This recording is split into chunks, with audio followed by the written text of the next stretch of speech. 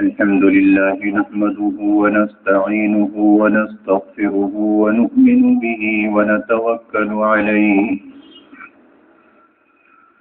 ونعوذ بالله من شرور أنفسنا ومن سيئات أعمالنا من يهده الله فلا مضل له ومن يضلله فلا هادي له ونشهد أن لا إله إلا الله وحده لا شريك له ونشهد أن سيدنا ونبينا ومولانا محمدا عبده ورسوله صلى الله تعالى عليه وعلى آله وأصحابه وسلم تسليما كثيرا كثيرا أما بعد فأعوذ بالله من الشيطان الرجيم بسم الله الرحمن الرحيم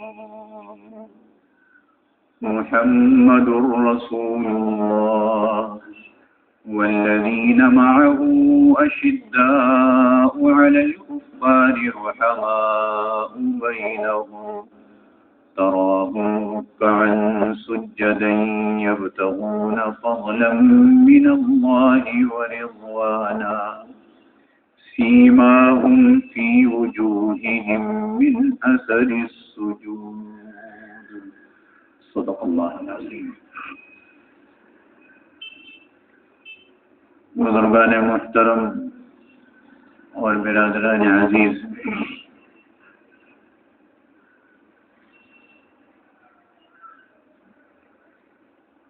خلیفۃ المسلمین سیدنا صدیق اکبر رضی اللہ تعالی عنہ کے حالات بیان ہو رہے تھے،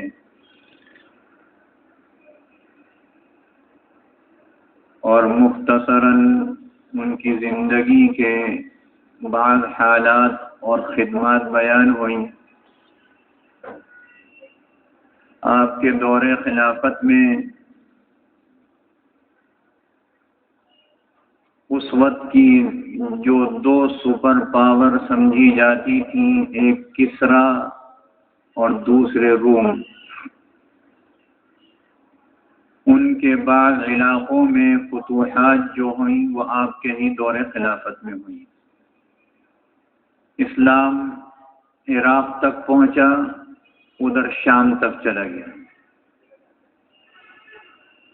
اور جس وقت آپ کی وفات ہوئی ہے اس وقت شام کا معرکہ جنگ یرموک ہو رہی تھی. حضرت خالد ابن ولید رضی اللہ تعالی عنہ سپہ سالار تھے، اور ادھر خلیفۃ المسلمین دنیا سے چلے گئے اور دوسرے امیر المؤمنین منتخب ہوئے حضرت سیدنا فاروق اعظم رضی اللہ تعالی عنہ. حضرت فاروق اعظم رضی اللہ تعالی عنہ نے خلیفہ بنتے ہی ایک رقعہ لکھا، ایک خط لکھا، اور ایک شخص کو دیا کہ جاؤ شام میں جہاں معرکہ یرموک ہو رہا ہے ہمارے سپہ سالار خالد ابن ولید کو دے دو. وہ جب خط انہیں پہنچا، جنگ جاری تھی، اور اس میں یہ لکھا تھا کہ خلیفۃ المسلمین کا انتقال ہو گیا اور عمر فاروق رضی اللہ تعالی عنہ اب امیر المؤمنین بنے. یہ بات ذہن نشین رکھیے گا کہ صدیق اکبر رضی اللہ تعالی عنہ کے زمانے میں لفظ امیر المؤمنین نہیں تھا. آپ کو خلیفۃ المسلمین کہتے ہیں، اگرچہ اب ہم امیر المؤمنین بھی کہہ سکتے ہیں، لیکن امیر المؤمنین کا خطاب سب سے پہلے حضرت فاروق اعظم رضی اللہ تعالی عنہ نے مسلمانوں کے امام کا رکھا جب وہ خلیفہ بن گئے. اس لیے حضرت صدیق اکبر رضی اللہ عنہ کو عموماً خلیفۃ المسلمین کہا جاتا ہے. حضرت صدیق اکبر رضی اللہ تعالی عنہ کی وفات، بعض کتابوں میں آتا ہے کہ وفات سے 1 سال پہلے کسی یہودی نے کسی شخص سے مل کر کھانے میں زہر دیا تھا، اس کا اثر 1 سال کے بعد نظر آئے۔ اگر یہ صورت ہو تو شہادت کی موت ہے۔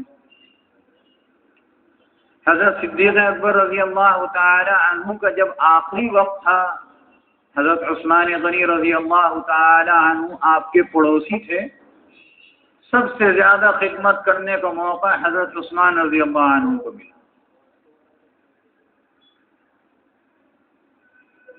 اور حضرت صدیق اکبر رضی اللہ تعالی عنہ نے ایک دن حضرت عثمان غنی رضی اللہ عنہ سے پوچھا، بالکل آخری زمانے میں، تمہارا عمر کے متعلق کیا خیال ہے؟ اگر انہیں امیر المؤمنین بنایا جائے تو حضرت عثمان غنی رضی اللہ تعالی عنہ نے کہا کہ یہ بات مجھ سے زیادہ آپ بہتر جانتے ہیں۔ اور حضرت عثمان غنی رضی اللہ تعالی عنہ نے یہ بات بھی کہی کہ اس وقت آپ کے بعد سارے مسلمانوں میں سب سے بہتر عمر فاروق رضی اللہ عنہ۔ حضرت عبد الرحمن ابن عوف رضی اللہ عنہ سے پوچھا، انہوں نے کہا کہ بس مزاج میں سخت ہیں۔ تو حضرت صدیق اکبر رضی اللہ تعالی عنہ نے جواب دیا کہ وہ شاید اس لیے سخت ہیں کہ میں نرم ہوں، وہ سختی دکھاتے ہیں، جب وہ اس منصب پر آ جائیں گے اپنے مزاج میں نرمی کر لیں گے۔ اور ایک شخص سے پوچھا، وہ بھی صحابی رسول ہیں، تو انہوں نے کہا کہ آپ ایک سخت مزاج شخص کو مسلمانوں کا امیر بناتے ہیں، اپنے رب کو کیا منہ دکھائیں گے؟ دیکھیے خلیفۃ المسلمین اپنی رعایا کے ساتھ کتنا بے تکلف ہے نا، کہ وہ رعایا میں سے کہہ رہا ہے کہ آپ کیا منہ دکھائیں گے اللہ کو۔ یہ ہمارے پاس ایک نمونہ ہے۔ حضرت صدیق اکبر رضی اللہ عنہ سب بیمار تھے، لیٹے ہوئے تھے، کوئی قریب میں موجود تھا، انہوں نے کہا بھائی ذرا مجھے سہارا دے کے بٹھاؤ، بٹھا دیا گیا۔ تو آپ نے فرمایا تم مجھے میرے پروردگار سے ڈراتے ہو، اور تم اس بات کو یاد رکھو کہ اگر اللہ نے پوچھا کہ تم اپنے بعد کس کو مسلمانوں کا امیر بنا کے آئے تھے، تو میں کہوں گا کہ اس وقت روئے زمین پر جو سب سے بہتر تھا اس کو بنا کے آیا تھا۔ یہ حضرت صدیق اکبر رضی اللہ عنہ، ان کی وفات کے بعد یہ نہیں ہوا کہ کسی سے یہ کہا جاتا کہ بھئی ان میں سے کسی کو چن لو، ایسا نہیں ہوا۔ آپ منتخب فرما کے گئے اپنا جانشین کہ میرے بعد عمر فاروق میرے جانشین ہے رضی اللہ عنہ۔ حضرت عائشہ رضی اللہ تعالی عنہ سے پوچھا کہ حضور اقدس صلی اللہ علیہ وسلم کو کتنے کپڑوں میں کفن دیا گیا؟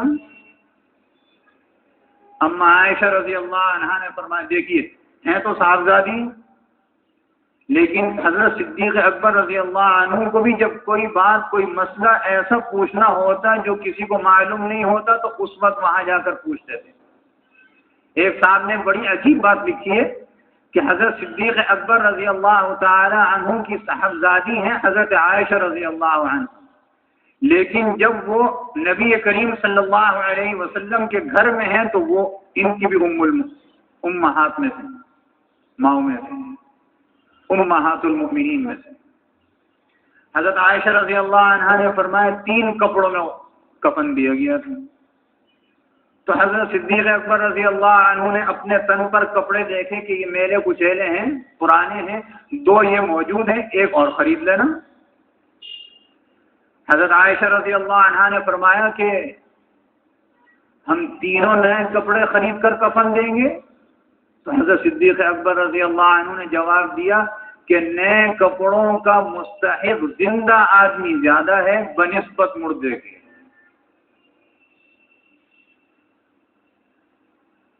پھر پوچھتے ہیں بار بار آج کون سا دن ہے؟ جب پیر کا دن آیا تو حضرت صدیق اکبر رضی اللہ عنہ نے کہا کہ مجھے محسوس ہوتا ہے کہ آج میں دنیا سے چلا جاؤں گا، حضور علیہ الصلوۃ والسلام کا وصال بھی پیر کے دن ہوا تھا. حضرت صدیق اکبر رضی اللہ عنہ کا وصال 22 جمادی الثانی سن 13 ہجری میں عصر اور مغرب کے درمیان ہوا ہے. اور جلدی جلدی تجہیز و تکفین کر کے رات کے اندھیرے ہی میں حضرت فاروق اعظم رضی اللہ عنہ نے جنازے کی نماز پڑھائی اور آپ کی تدفین کر دی گئی. حضرت صدیق اکبر رضی اللہ عنہ نے اپنی صاحبزادی سے اما عائشہ رضی اللہ عنہا سے یہ بات بھی فرمائی تھی کہ مجھے حضور علیہ الصلوۃ والسلام کے پہلو میں دفن کیا جائے. اور جس وقت آپ کو دفن کیا گیا تو اس بات کا خیال رکھا گیا کہ آپ کو اس طریقے سے دفن کیا جائے کہ جس وقت آپ کو زمین کے اندر قبر میں رکھ دیا جائے تو آپ کا جو سر مبارک ہے وہ حضور علیہ الصلوۃ والسلام کے شانے کے برابر ہو. حضور علیہ السلام کی بائیں طرف مدفون ہے اور اتنا نیچے کو ہے کہ آپ کا سر مبارک حضور علیہ السلام کے شانہ مبارکہ کے درمیان میں. حضرت صدیق اکبر رضی اللہ عنہ اس دنیا سے چلے گئے. آپ کے زمانے خلافت میں اسلام مدینہ منورہ سے عراق اور شام تک پھیل گیا اور 2 سال 3 مہینے اور کچھ دن 13 دن حضور علیہ الصلوۃ والسلام کے بعد آپ خلیفۃ المسلمین رہے. آپ کے کارنامے جن میں سب سے بڑا کارنامہ اور خدمت جو ہے جمع قرآن کی ہے وہ آپ کے سامنے بیان ہوئی تھی. رہتی دنیا تک یہ قرآن مجید جو بھی پڑھے گا اس کا اجر و ثواب برابر حضرت صدیق اکبر رضی اللہ عنہ کو ملتا رہے گا. اور حضرت صدیق اکبر رضی اللہ عنہ ان خوش نصیبوں میں سے ہیں کہ اپنے نبی کے برابر مدفون ہوئے. اللہ رب العزت ان سے راضی ہو جائے اور ان کے ساتھ ہم سب کا حشر نصیب فرما دیں. حضرت صدیق اکبر رضی اللہ عنہ کے کچھ اقوال ہیں اور وہ اقوال ایسے ہیں جن میں ہمارے لیے کچھ نہ کچھ سبق ہے. اس لیے مناسب معلوم ہوتا ہے کہ ان میں سے کچھ نقل کر دیے جائیں. حضرت صدیق اکبر رضی اللہ عنہ سے تقریباً 150 احادیث روایت ہیں حضور علیہ الصلوۃ والسلام کی.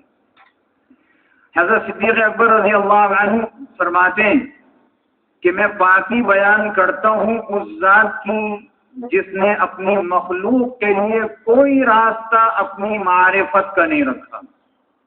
بڑی عجیب بات ہے، خطبے میں فرما رہے ہیں میں اس ذات کی پاکی بیان کرتا ہوں کہ اس ذات نے اپنی معرفت اپنی پہچان کا کوئی راستہ نہیں رکھا.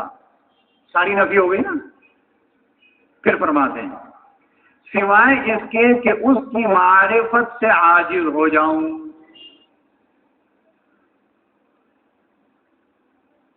حضرت جنید بغدادی رحمۃ اللہ علیہ فرماتے ہیں اس کلام کی نسبت کہ اشرف کلمۃ فی التوحید، اس میں انتہائی اعلیٰ درجے کی توحید بیان ہوئی.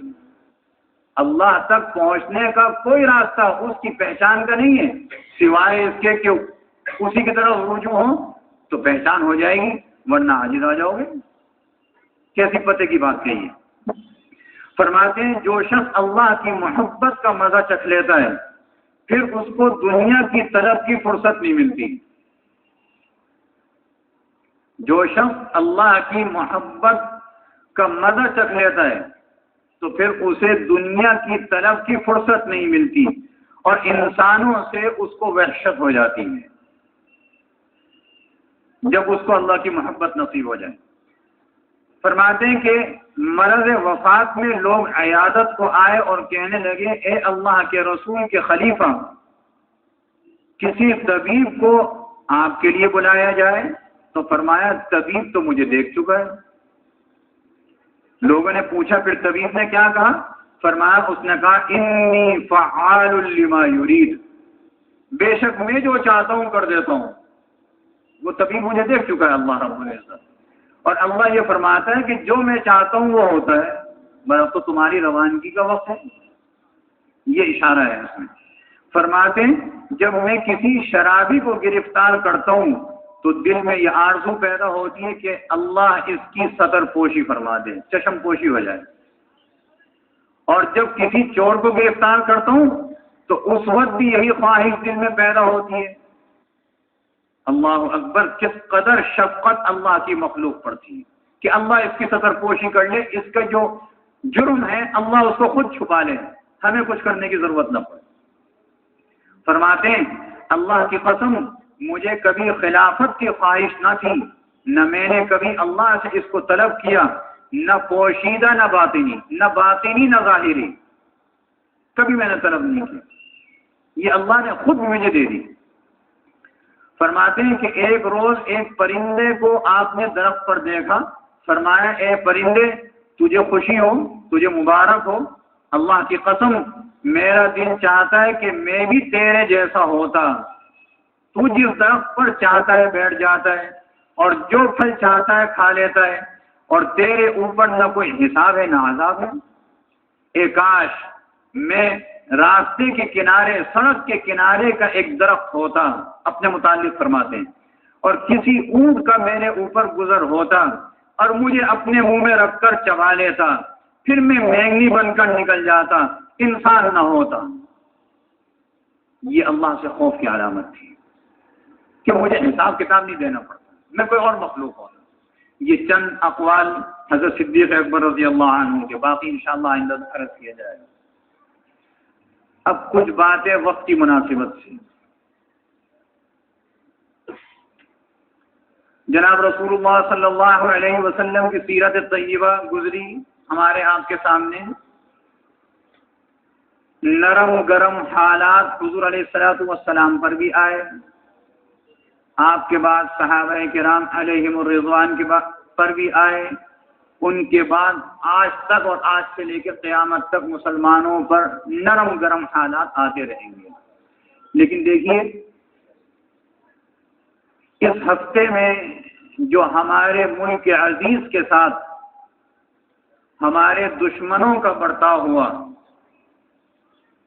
اور اللہ رب العزت کا بے انتہا شکر ہے، ہم شکر نہیں کر سکتے. کتنا شکر ہے کہ اس کا جواب اللہ نے ایسا اپنے فضل و کرم سے دلوایا کہ دشمن کے دل میں مسلمانوں کی دھاک بیٹھ گئی. اور یہ ایک بات ہے، جب کوئی لڑائی ہو اور لڑائی میں ایک مسلمان ہو قوم اور ایک کافروں کی ہو، تو مسلمان چاہے جتنے گرے سے گرا ہو، یہ ایمان جو ہے نا اس کی چنگاری ضرور چمکتی ہے. اور جب تک یہ ایمان کی ادنا درجے کی بھی چنگاری ہوگی مسلمان کامیاب. اللہ کے فضل و کرم سے جواب ہوا، لیکن بات ختم نہیں ہوئی. یہ بات ذہن میں رکھیے گا. حضور علیہ الصلوۃ والسلام کی سیرت پڑھیے. حضور علیہ الصلوۃ والسلام کبھی دشمنوں سے غافل نہیں رہے، کبھی بھی نہیں رہے. جماعتیں بھیجا کرتے تھے، ادھر ادھر گھومو دیکھو کوئی دشمنی تو نہیں، کوئی دشمن تو نہیں آ رہا، کبھی غافل نہیں ہوئے. اس لیے ہمیں غافل نہیں ہونا چاہیے. اس میں سب سے بڑی بات تو یہ ہے کہ ہم سب کو، مجھ سمیت سب کو، اللہ کی طرف رجوع کرنا چاہیے. یہ اس وقت جمعے کے اجتماع میں جو آئے ہیں، میں ان سے یہ بات کہہ رہا ہوں، یہ بات وہ آگے پہنچائیں. بلغوا عنی ولو آیا. حضور علیہ الصلوۃ والسلام نے فرمایا میری بات کو آگے پہنچاؤں. تو میں بات دین کی کر رہا ہوں، حضور علیہ السلام کی بات کر رہا ہوں، اپنی ذات کی بات نہیں کر رہا. ہمیں اللہ کی طرف رجوع ہونا چاہیے. ایک بڑی غلطی اس وقت بحیثیت قوم ہم سے ہو رہی ہے. وہ کیا غلطی ہو رہی ہے؟ وہ غلطی یہ ہو رہی ہے کہ ہم بڑی خوشیاں منا رہے ہیں کہ ہم نے ایسا کر دیا، ایسا کر دیا. حضور علیہ الصلوۃ والسلام کی سیرت گزری، غزوہ بدر میں فتح ہو کر آئے، آپ نے خوشی منائی؟ کتنے تھے؟ 313 1000 کے مقابلے میں 313 آدمی جیت گئے۔ خوشی کا مقام تو وہ تھا کہ آپ حضور علیہ الصلوۃ والسلام صحابہ کرام سے کہتے مدینے کی گلیوں میں جلوس نکالو، آتش بازی کرو، آپ نے نہیں کرایا۔ مکہ مکرمہ فتح ہوا، کتنے 10,000 صحابہ کرام کے ساتھ آپ گئے، بغیر تلوار چلائے فتح ہو گیا۔ خوشی کا مقام تھا۔ اللہ نے اس کے لیے پہلے سے فرما دیا 2 سال پہلے، انا فتحنا لک فتحا مبینا، ہم نے آپ کو کھلی ہوئی فتح عنایت فرمائی۔ حضور علیہ السلام نے مکے کی گلیوں میں جلوس نہیں نکلوائے۔ غزوہ حنین میں جو غزوہ فتح مکہ کے بعد ہوا فوراً، مسلمان جیتی ہوئی جنگ ہار گئے، 14,000 مسلمان تھے حضور علیہ السلام کے ساتھ۔ جنگ میں شکست ہو گئی۔ کیوں ہوئی؟ سیرت میں گزر چکا ہے، سیرت کی کتابوں میں لکھا ہوا ہے، بڑی معتبر ترین کتابوں میں لکھا ہوا ہے کہ مسلمانوں کے دل میں یہ بات آئی کہ آج تو ہم 14,000 ہیں، کہاں 313، کہاں 14,000، آج کیسے شکست کھا سکتے ہیں؟ نبی مکرم صلی اللہ علیہ وسلم موجود ہے ان کے درمیان، خود بنفس نفی غزوے میں موجود ہیں، مسلمانوں کو شکست ہوئی۔ کیوں ہوئی؟ صرف اس بات کا دل میں آنا کہ آج ہمیں شکست ہو ہی نہیں سکتی، شکست ہو گئی۔ یہ موقع خوشیاں منانے کا نہیں، یہ موقع تالیاں پیٹنے کا نہیں، یہ موقع اللہ کا شکر ادا کرنے کا، کہ اللہ کا شکر ادا کیا جائے کہ اللہ رب العزت نے ہمارے اندر اتنی ایمان کی رونق رکھی تھی کہ اس کی چنگاری نے ان کو ختم کر دیا۔ ہمارا اپنا کوئی کمال نہیں ہے، یہ محض اللہ کا فضل و کرم تھا۔ اس لیے اس کا شکر کریں، خوشیاں نہ منائیں، اور دشمن کو کبھی کمزور نہ سمجھیں، یہ بھی بات یاد رکھیں۔ میں نے بتلا دیا حضور علیہ السلام نے کبھی دشمن کو کمزور بھی نہیں سمجھا اور کبھی اس سے غافل بھی نہیں ہوئے۔ یہ پیغام ہے، آپ کو میں نے دیا، آپ آگے پہنچائیے۔ خوشی منانا جائز نہیں ہے۔ جب انسان نے، مسلمان نے اللہ کا شکر ادا کر لیا، ساری فطرتی خوشی اس میں آ گئی، ساری آ گئی۔ الحمدللہ ایک دفعہ کہہ دیا، ساری خوشی آ گئی اس میں۔ لیکن یہ خوشیاں منانا، کل کو پتہ ہے اللہ نہ کرے کہ ایسی صورت آئے، کیا صورت پیش آئے گی؟ اور پھر دیکھیے رسول اللہ صلی اللہ علیہ وسلم نے تعلیم فرمائی کہ کبھی اس بات کی دعا اور تمنا مت کرنا کہ جنگ مسلط ہو، کبھی نہ کرنا۔ لیکن اگر جنگ آ گئی تو پھر پیٹھ دکھا کر مت بھاگنا۔ مقام اس کا ہے کہ ہم شکر کریں کہ اللہ نے مصیبت سے بچا لیا، اور اللہ کی طرف رجوع ہوں اس بات پر کہ اللہ محض اپنے فضل و کرم سے ہماری، مسلمانوں کی، سب کی، پورے ملک کی، سب کی حفاظت فرما اور آئندہ اس شر اور فتنے سے محفوظ فرمائے۔ دشمن ہوتا ہے، وہ تو برابر میں بھی آ جائے تو وار کر دیتا ہے۔ اس لیے پیغام یہی ہے، یہی دین کا پیغام ہے کہ شکر بجا لائیں، اللہ کی طرف رجوع ہوں، اس سے عافیت طلب کریں۔ اللہ رب العزت ہم سب کو عمل کی توفیق عطا فرمائے۔ وآخر دعوانا الحمدللہ رب العالمین۔ سنت پڑھی۔